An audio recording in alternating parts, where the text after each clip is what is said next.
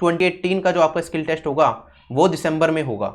ठीक है, देखो सीपीटी में 3 मॉड्यूल होते हैं और डीएसटी में सिर्फ 1 मॉड्यूल होता है। डीएसटी में होता है सिर्फ डेटा एंट्री स्किल टेस्ट, मतलब टाइपिंग आपकी देखी जाएगी। टाइपिंग क्या होती है, बेसिकली ये वर्ड प्रोसेसिंग मॉड्यूल है सीपीटी का, समझ आया। तो सीपीटी में 3 एग्जाम देने हैं आपको और डीएसटी के लिए सिर्फ 1 एग्जाम देना है। और सीपीटी अगर आप दे रहे हो तो उसमें डीएसटी ऑलरेडी इंक्लूडेड है। तो अगर आप सीपीटी में जा रहे हो, आप लिस्ट 3 में आपका नाम है, सीपीटी क्वालिफाई कर रहे हो, तो डीएसटी अलग से नहीं देना, जो इसका फर्स्ट मॉड्यूल है वही डीएसटी माना जाएगा। ठीक, इसमें करना क्या होगा, 15 मिनट का टाइम दिया जाएगा। 2000 की डिप्रेशन मतलब वर्ड्स होंगे, मैं आपको दिखा दूंगा अभी प्रीवियस ईयर की सीट। 2000 वर्ड्स टाइप करने हैं आपको वहां पे। एक हार्ड कॉपी दे दी जाएगी, एक पेपर दे दी जाएगा सीट, उसमें 2000 की डिप्रेशन होंगे, उससे देख के आपको जमीन पे, इसमें मतलब पेपर पे देख के ऐसे ऐसे टाइप करना होगा। ठीक, ऐसे चलेगा सारा का सारा। मतलब टाइपिंग स्पीड जो होनी चाहिए 27 वर्ड पर मिनट की होनी चाहिए। तो कोई बहुत ज्यादा टाइपिंग स्पीड नहीं है, आप अभी से भी स्टार्ट करोगे 2 महीने में आप आराम से 40 वर्ड पर मिनट तक पहुंच जाओगे। ठीक है, वीडियो सर्च करोगे आप, ठीक है, शुभम जैन लिख के यूट्यूब पे आपको बहुत सारी वीडियो मिल जाएगी, टाइपिंग कैसे करनी है, फ्री सॉफ्टवेयर कौन कौन से मिले, सब कुछ मैंने आपको ऑलरेडी बता रखा है। ठीक है, तो कोई टेंशन नहीं लेनी, राइट। उसके बाद हमने कहा कि ये टाइपिंग सीखनी है, रोज का 1 घंटा 1.5 घंटा भी दोगे और बिल्कुल टाइपिंग अभी नहीं आती तो भी कर सकते हो 2 महीने के अंदर। ठीक है, 1 घंटा सुबह दे लिया, 1 घंटा शाम दे लिया, काफी है, इतना टाइपिंग हो जाएगी। बाकी एक स्प्रेडशीट होती है, स्प्रेडशीट मतलब एक्सेल, MS एक्सेल। जो वहां पे वर्जन मिला था पिछली बार वो 2007 वर्जन मिला था माइक्रोसॉफ्ट ऑफिस का, और जो लैपटॉप थे आपके वो विंडोज थे, मतलब ठीक है, विंडोज होते हैं ना, एक मैक के लिए ओएस होता है आपका, विंडोज होता है नॉर्मल, तो नॉर्मल विंडोज वाले थे और 2007 वाला वर्जन मिला था, तो उसी पे प्रैक्टिस करके जाना। हो सकता है कुछ लेवल्स में आपको एडवांस वर्जन 2010 2012 वाला भी मिले, लेकिन 2007 वाला, जैसे मैं गया था तो मेरे पास तो लैपटॉप में 2016 वाला वर्जन था, अब तो 2019 वाला है। ठीक, तो मतलब मैं वहां पे एक्चुअली क्या हुआ, फर्स्ट एक्सपीरियंस था मेरे लिए भी, बहुत चीजें नहीं पता थी, तो मैं गया वहां पे। अब मैं कुछ कीज कमांड शॉर्टकट्स दबा रहा हूँ, कुछ ऊपर देख रहा हूँ, वो थोड़ा डिफरेंट आया, तो मुझे थोड़ी प्रॉब्लम हुई। और यहाँ पे 15 मिनट का टाइम ही है, वर्ड प्रोसेसिंग मॉड्यूल के लिए भी 15 मिनट, स्प्रेडशीट के लिए भी 15 मिनट का टाइम मिलता है आपको, और जनरेशन ऑफ स्लाइड्स मतलब पीपीटी के लिए भी 15 मिनट का टाइम मिलता है। देखो पीपीटी आप कर लोगे 15 मिनट में, प्रॉब्लम नहीं आएगी। वर्ड प्रोसेसिंग मॉड्यूल टाइपिंग कर लोगे 15 मिनट में। सबसे मुश्किल क्या होता है, स्प्रेडशीट बनाना 15 मिनट में, इसमें टाइम का ट्रैक छूट जाता है। तो आप कोशिश करो कि प्रैक्टिस कर रहे हो तो 2007 वाले वर्जन पे करो वर्ड के, 2010 वाला भी आएगा तो आप थोड़ा एडजस्ट कर लोगे, वरना 1-2 बार देख के चले जाना 2010-12 वाला वर्जन भी। ठीक है, माइक्रोसॉफ्ट एक्सेल और वर्ड का। ठीक है, जनरेशन ऑफ स्लाइड्स आएगा, 15 मिनट के लिए उसका टाइम दिया जाएगा। सबसे बड़ी दिक्कत ये है कि यहाँ पे आपको एक एग्जामिनर होगा, वो बोलेगा टाइम कितना है। इसमें तो मॉड्यूल 1 में तो आपको वहाँ पे टाइम क्लॉक लग रही होगी, वहाँ पे आपको सारी चीजें दिखती रहेंगी, लेकिन मॉड्यूल 2 और मॉड्यूल 3 के अंदर क्या होगा, एक पर्टिकुलर पर्सन आएगा, वो सारी चीजें आपको बताएगा वहाँ पे। ये वाला पार्ट क्लियर है। ठीक है, वो टाइम बताते रहेंगे कि अभी स्टार्ट करो करो, तो प्रेशर और ज्यादा बन जाएगा आप लोगों के ऊपर, तो इसमें टाइम का थोड़ा इशू रहता है। स्प्रेडशीट वाले पार्ट में इन दोनों में निकाल लोगे आप, अगर आपने अच्छी प्रैक्टिस करी है, प्रैक्टिस कर रहे हो तो आप शीट से प्रैक्टिस करना। ठीक है, प्रिंट निकालने के बाद जो शीट है उसी से प्रैक्टिस करते हुए चलना। चलता हूं आगे। अच्छा, इसकी कट ऑफ देखने से पहले पैटर्न देखें क्या, चलो एक बार प्रीवियस ईयर की शीट देख लेते हैं जो आरटीआई के थ्रू कॉपी मंगाई गई थी। उसमें देखो आपको जो टाइप वर्ड प्रोसेसिंग मॉड्यूल, अब मैंने कहा डीएसटी, जो डीएसटी है उसमें तो सिर्फ वर्ड प्रोसेसिंग मॉड्यूल है, मतलब वो आपका सिर्फ 15 मिनट का पेपर है और कुछ नहीं है डीएसटी में। ठीक है, उन लोगों को बस टाइपिंग करनी होगी। इस तरह का एक पैसेज दे देंगे आपको, कितने दिख रहे हैं, 2000 की डिप्रेशन थे, 2060 की डिप्रेशन दिख रहे हैं, तो जितने भी हैं आपके चेक किए जाएंगे। आपको क्या करना है, स्टार्ट करना है लिखना। ऐसे आपको वर्ड काउंट दे रखा होगा कि कितने कैरेक्टर्स हैं एक लाइन के अंदर, यहाँ पे कैरेक्टर्स दिख रहे हैं। अब जो इंस्ट्रक्शन मैं बता रहा हूँ बड़े ध्यान से सुनना, थोड़ी सी गड़बड़ कर दी गलत हो जाएगा। ये आपको स्पेस दिख रहा है, यहाँ पे आपको दबाना है टैब। हर वर्ड के बीच में सिर्फ सिंगल स्पेस देना, अगर डबल स्पेस दे दिया तो आपके एरर्स बहुत ज्यादा हो जाएंगे, आप फेल हो जाओगे। ठीक है, सिंगल स्पेस, एज लिखा एक सिंगल स्पेस, फिर दा लिखा एक सिंगल स्पेस, फिर हाउस लिखा सिंगल स्पेस। कैपिटलाइजेशन का ध्यान रखना, ये एच है तो कैच कैपिटल आएगा, कोमा है कोमा के बाद एक सिंगल स्पेस, ऐसे ही चलेगा। फुल स्टॉप आएगा, फुल स्टॉप के बाद भी एक सिंगल स्पेस लगाना है। कुछ लोग कह रहे हैं सर फुल स्टॉप के बाद तो यहाँ पे डबल स्पेस दिख रहा है, गलत हो जाएगा, अगर डबल स्पेस लगा दिया, सिंगल स्पेस लगाना है जैसे आप फ्लो में करते हो। ये पैराग्राफ एंड हुआ, एंटर मारा, अगला पैराग्राफ स्टार्ट करा, एक टैब दबा दिया, चल दिया आगे। ठीक, ऐसे ही चलोगे, यहाँ पे एंटर दबाओगे, एक टैब दोगे, आगे बढ़ जाओगे। बिल्कुल इस तरह से लिखा जाता है वहाँ पे। ठीक है, मैंने कुछ वीडियोज भी बना रखे हैं जिसमें मैंने दिखा 0% एरर भी है लोगों की, मतलब बिल्कुल सही। उनसे भी मैंने बात करी थी तो उन्होंने यही चीज बताई कि उन्होंने ऐसे ही टाइप करा था। ठीक, फुल स्टॉप के बाद यहाँ पे दिख रहा है 2 स्पेस, लेकिन देना है सिंगल स्पेस। और आपको ये नहीं देखना, अगर आप लाइन में वहां पे टाइप करोगे ना, जैसे ये तो लाइन आपकी दा पे खत्म हो रही है, वहां पे दा पे खत्म नहीं होगी, हो सकता है आप जो आपकी लाइन खत्म हो वो एगो पे खत्म हो या ईयर्स पे खत्म हो, तो आपको ऐसे चलना है। दा के बाद एंटर नहीं मारना, नो एंटर। एंटर कब मारोगे आप, सिर्फ जब पैराग्राफ एंड हो जाएगा उसके बाद, उससे पहले कोई एंटर नहीं करना।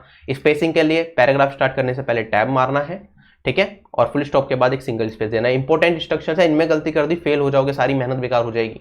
ठीक, तो ये सारे के सारे वर्ड्स आपको बड़े ध्यान से लिखने हैं। आप देख सकते हो यहाँ पे कोई स्पेशल कैरेक्टर नहीं है, कोई बहुत मुश्किल पैराग्राफ नहीं है, सिंपल वर्ड्स हैं, आराम से आप कर सकते हो। ठीक है, आपकी स्पीड अच्छी होगी तो कर लोगे। जैसे ये जो एस्पिरेंट है, इस तरह की कॉपी मिलेगी आपको। जब आप प्रिंट निकालोगे ना, ये वाला आपको पेपर दिया जाएगा, इसे देख के आप पूरा का पूरा टाइप करोगे। उसके बाद जो शीट बनेगी उसका प्रिंट आउट निकाल लेना। प्रिंट आउट निकालोगे तो आपके पास कुछ इस तरह की शीट बनेगी, उसमें आपका नाम, रोल नंबर आ जाएगा यहाँ पे। उसके बाद ये पूरा पैराग्राफ जो आपने लिखा है ना एज इट इज, वो ऐसे जाएगा। देखो जैसे यहाँ पे आप फ्यू ईयर्स पे खत्म हो रहा है और यहाँ पे खत्म हुआ था आपका ओल्दा पे, तो ऐसा कोई प्रॉब्लम नहीं है। यहाँ पे आपको टैब मार के स्टार्ट करना है। यहाँ पे एक स्टार्टिंग में गलती की रही, टैब नहीं मारा स्टार्टिंग में, तो वो वाला नहीं दिख रहा है यहाँ पे। बाकी सब जगह ठीक है। टैब मार के आपका हो सकता है वहाँ पे थोड़ा ज़्यादा चला जाए, तो कोई बड़ी प्रॉब्लम नहीं है। ठीक, तो मैंने कहा ये पूरे लाइन में लिखते रहना, फिर आगे बढ़ते रहना अपने आप। एंटर सिर्फ यहाँ पे मारोगे मेजर्स पे पहुँचने के बाद। लास्ट में आपको साइन करने पड़ेंगे, आपको अपना लिखना पड़ेगा सारा का सारा। ठीक है, as the house knows the prime minister sent out, ये सारी चीज़ें मतलब आप अपनी यहाँ पे डिटेल्स लिख दोगे। स्टार्टिंग की एक लाइन आपको अपनी रनिंग हैंड राइटिंग में लिखनी होती है, जैसे आप पेपर में देते हो, और ये डेट्स डालनी होती है, रोल नंबर डालना होता है आपको। ठीक, उसके बाद ये डीएसटी मॉड्यूल हो गया। उसके बाद आपका होता है सीपीटी मॉड्यूल। अब सीपीटी मॉड्यूल के अंदर क्या होता है, आप देखो यहाँ पे, यहाँ से हमने स्टार्ट करा और ये आपका है एक्सेल की सीट। तो यहाँ पे दे दिया बिल्कुल हूबहू, आपको ऐसा बनाना पड़ेगा जैसा यहाँ पे आपको दे रखा है। और यहाँ पे नीचे क्या दे रखे हैं, इंस्ट्रक्शंस दे रखी है कि किस तरह से आपको ये चीज़ें करनी है। यहाँ पे फॉर्मेटिंग क्या होनी चाहिए, फॉन्ट साइज क्या होना चाहिए, ठीक है, यहाँ पे फंक्शंस क्या लग रहे हैं, वो सारी चीज़ें आपको यहाँ पे कमेंट सेक्शन में बताई जाएगी कि हमें क्या करना है। फॉन्ट ये वाला रखना है, ठीक है, साइज इतना होना चाहिए, स्पेस इतनी छोड़ना है, सब कुछ यहाँ पे मिलेगा आपको। तो ये सारी इंस्ट्रक्शन जितनी भी हैं वो सारी की सारी इंस्ट्रक्शंस यहाँ पे करनी है। No calculation should be done manually. जो भी वर्कशीट है आपको हाथ से कैलकुलेशन करके कुछ नहीं करना है। यहाँ पे आपको जैसे यहाँ पे एब्सोल्यूट इंक्रीज और डिक्रीज बताना था, राइट, तो ये सारी चीज़ें लिख के एब्सोल्यूट इंक्रीज डिक्रीज, बिल्कुल जो इनंडेशन है बिल्कुल ऐसा नहीं होना चाहिए। फाइनेंशियल ईयर के बाद एंटर आना चाहिए, 2017-18 बिल्कुल राइट कॉर्नर में होना चाहिए, इन क्रॉस राइट कॉर्नर में होना चाहिए, ये वैल्यूज राइट कॉर्नर्स में, कोमा बिल्कुल ऐसे आने चाहिए। ये सारी चीज़ें बिल्कुल ध्यान से रखनी है आपको। ठीक है, अब आप टाइपिंग कहीं से सीख रहे हो या फिर एक्सेल का कहीं से सीख रहे हो तो वहां से सारी चीज़ें बताई जाएंगी। एब्सोल्यूट इंक्रीज डिक्रीज का आपको फंक्शन लगाना है यहाँ पे, ये नहीं करना कि खुद से डायरेक्टली सोल्व कर दिया। ठीक है, खुद यहाँ पे absolute increase decrease pen paper लगा के कर दिया और यहाँ पे निकाल दिया, नहीं। यहाँ पे जो एक्सेल के फॉर्मूला है वो यूज करने हैं। यहाँ पे भी एक्सेल का फॉर्मूला आपको यूज करना पड़ेगा, तभी नंबर मिलेंगे, वरना फेल हो जाओगे, दिक्कत हो जाएगी, नंबर कट जाएंगे। अब मैं दिखाऊंगा, फॉर्मूले की वेटेज बहुत ज्यादा है। क्लियर हो गया, एक्सेल का समझ आया। जैसे ये जो करा था उसमें थोड़ी एरर्स हो गई थी क्योंकि टाइम की कमी रहती है, मैंने कहा, और विंडोज चेंज होती है, अगर आपने उस पर प्रैक्टिस नहीं करी थोड़ी प्रॉब्लम आ सकती है। तो ऐसे था, थोड़ी प्रॉब्लम आ गई इंडेंटेशन में, या फिर बिल्कुल सेम फॉर्मेट नहीं बन पाया, आगे पीछे हल्का बहुत हो गया, तो कोई प्रॉब्लम नहीं है। 81 नंबर फिर भी मिल गए। 81 कितने में से 100 नंबर का आपका ये वाला होता है एक्सेल का। और ऐसे ही हमारे पास यहाँ पे पावर पॉइंट की शीट आती है। ठीक है, तो ये कैटेगराइजेशन हम जब आरटीआई से कॉपी मंगाई थी थोड़ी गंदी हो गई थी ये, तो आप ये देख लेना, इसमें ऐसे बुलेट पॉइंट्स दे रखे हैं, इस हिसाब से आपको बनाने होंगे, ये सारी चीज़ें होंगी।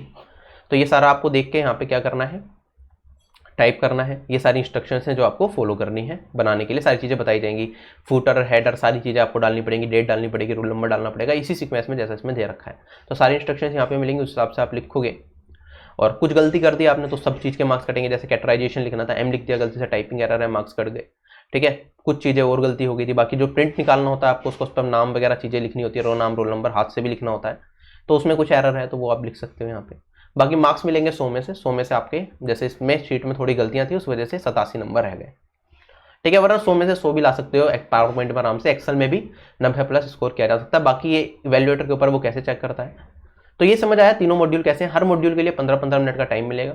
एक मॉड्यूल आपने दिया, पहले वर्ड प्रोसेसिंग मॉड्यूल हो गया, उसके बाद 10-15 मिनट का आपको ब्रेक मिलता है कि वो सीट वगैरह कलेक्ट करेंगे, आपसे चीज़ें बताएंगे, फिर नेक्स्ट मॉड्यूल स्टार्ट कर देंगे आपका, फिर उसके बाद 10-15 मिनट का ब्रेक, फिर नेक्स्ट मॉड्यूल, इस तरह से आपका चलेगा।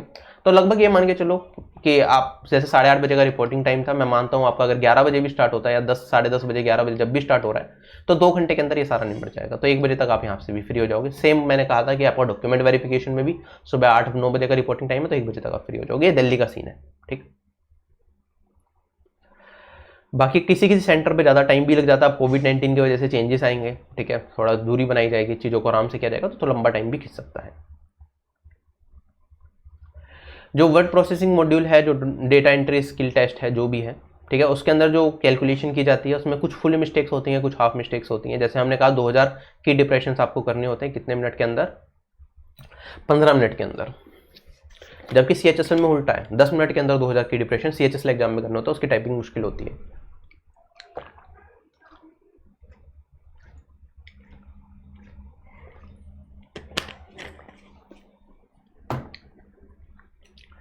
आप यहाँ पे चलोगे,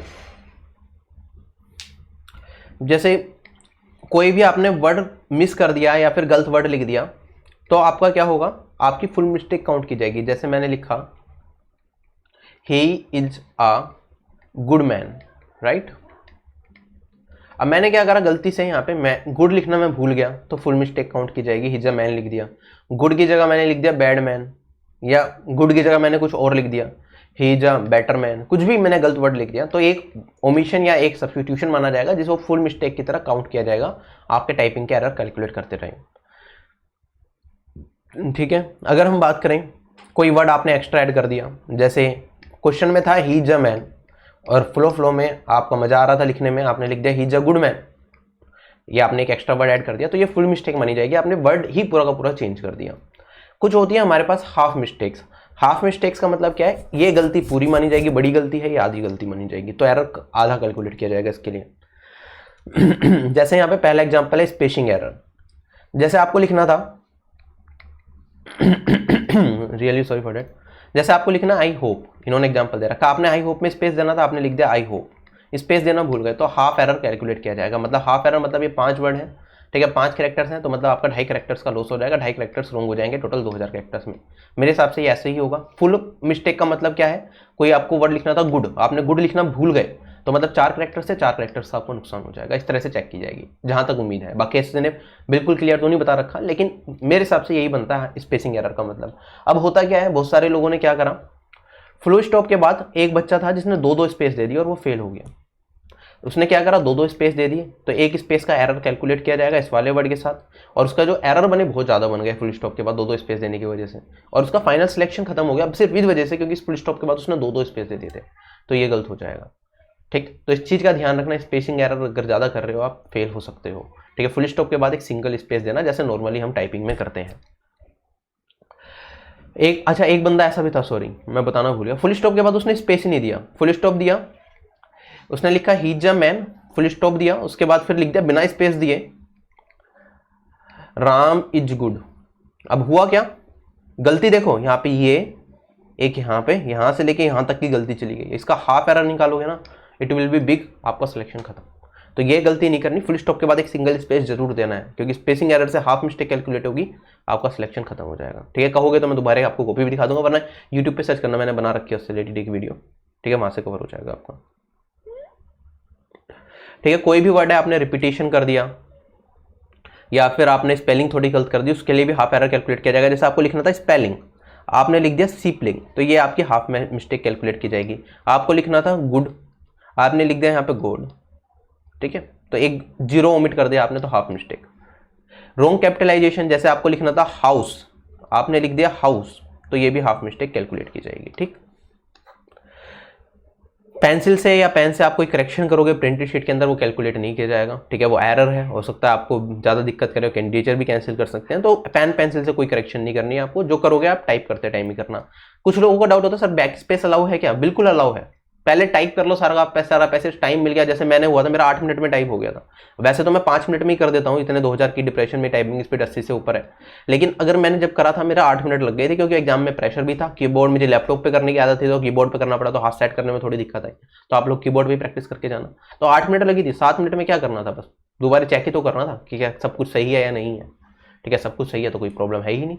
ठीक, तो बाकी जल्दी से जल्दी निपटा लो, CHSL की प्रैक्टिस कर रखे तो 8 मिनट में वैसे ही आपको वहाँ पे करना पड़ेगा, तो 8 मिनट में कर रहे हो, 7 मिनट बची में अपना जाओ पीछे जाओ, बैक स्पेस दबाओ, जितनी भी गलतियां सारी की सारी खत्म कर दो और 100% एक्यूरेसी लेके आओ इसके अंदर। ठीक,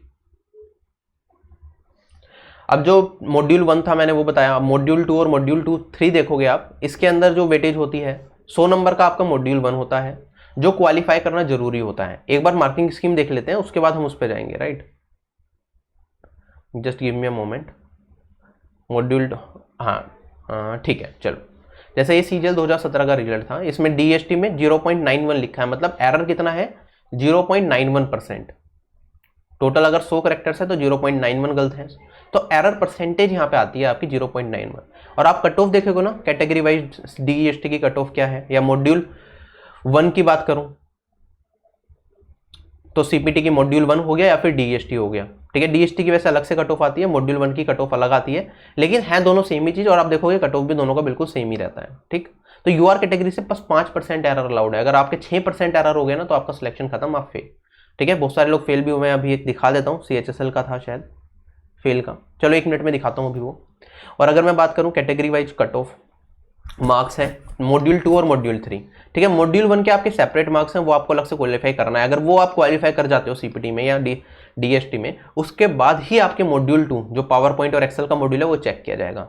एक्सेल और पावर पॉइंट दोनों मॉड्यूल आपके 100 नंबर के हैं, कंबाइंड जो पिछली बार कट ऑफ गई थी वो 120 नंबर थी यूआर कैटेगरी से, मतलब 200 में से आपको 120 लाने हैं। जैसे यहाँ पे आप देखोगे 81 है, एक में 87 है, दोनों को मिला के कितने नंबर बन गए, ये बन गए 168, तो क्वालिफाई कर गए। क्वालिफाइंग मार्क्स तो कुछ जुड़ेंगे नहीं, तो अगर आपके 121 भी होते तब भी आप क्वालिफाई कर जाते हो। दोनों के कंबाइंड मार्क्स देखे जाएंगे, हो सकता है आपके एक्सेल में रह जाए 40 नंबर और पावर पॉइंट में आ जाए आपके 81 नंबर, तो भी आप क्वालिफाई कर जाओगे, ठीक है। पिछली बार की कट ऑफ थी, it can change, but generally 2016 में भी मेरे ख्याल से यही कट ऑफ थी, तो इसमें ज्यादा बदलाव नहीं आता।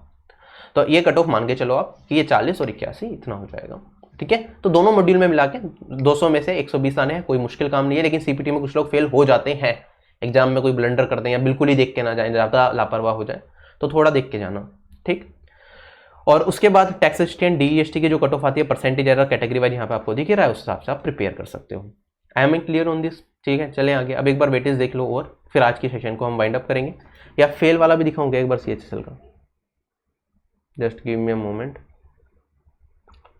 जैसे सीएचएसएल की कट ऑफ परसेंटेज अलग आती है, ये सीएचएसएल का परसेंटेज का कट ऑफ का क्राइटेरिया है 2017 का, इसमें परसेंटेज एरर ज़्यादा लाउड है सीजीएल से, क्योंकि सीजीएल में टाइम कम मिलता है, सीएचएसएल में ज़्यादा मिलता है। Just give me a moment, चलो अभी तो नहीं दिख रहा, मैं आपको दिखा देता एक, हाँ ये रहा, राइट। ये एक बंदे का सीपीटी का स्कोर कार्ड है, जो क्या हुआ डीएसटी में जो परसेंटेज एरर अलाउड थे वो 5% एरर अलाउड थे, राइट। इन्होंने कर दिया 7.05 एरर। अब 7.05 डीएसटी में ही एरर हो गया, तो इसका मतलब आप क्या हो गए, फेल हो गए, तो आपका सीपीटी का मॉड्यूल तो चेक ही नहीं होगा, ठीक है। तो फेल होते हैं कुछ लोग, ठीक है। 98% क्वालिफाई कर जाते हैं, 1-2% फेल हो जाते हैं, अगर जो बिल्कुल सीरियसली ना हो ऐसे चले जाते हैं, तो बिल्कुल भी लापरवाही नहीं करनी, फाइनल स्टेज है, अब तक की सारी मेहनत आपकी बेकार हो जाएगी। अब एक बार मॉड्यूल की वेटेज दिखा देता हूँ, किस तरह से मॉड्यूल की वेटेज रहती है।